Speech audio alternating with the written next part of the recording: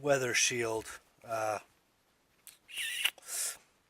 guess I'll only know if it's good enough if the interior of the car starts smelling funky because I'm getting water in here and she's molding, but it'll do for right now. So after it's all said and done, this is what we end up with. Like I said, I had to make a little adapter to get my shifter in the correct position.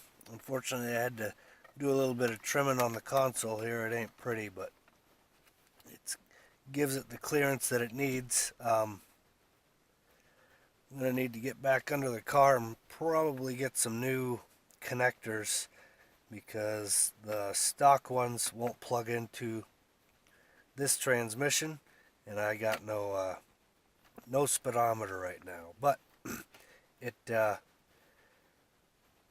the clutch is actually, I know before this car it did have an aftermarket clutch, and I didn't think it was too stiff, but this one is almost not there. But it engages, and I don't get any kind of grinding, with quick shifts. So apparently it's working. I know it's not, it's only supposed to give the resistance of basically a stock clutch. It doesn't have to rely on all the extra stiffness in the springs in order to have the extra clamping power because it has the dual discs. But seems to be working. Haven't done any real hard pulls with it. The transmission shifts real nice and smooth. I haven't, like I said, I haven't done any hard pulls because there's plenty of breaking in to be done on the clutch. What they recommend, like, what is it, 700, maybe even 1200 cycles of regular sedate driving.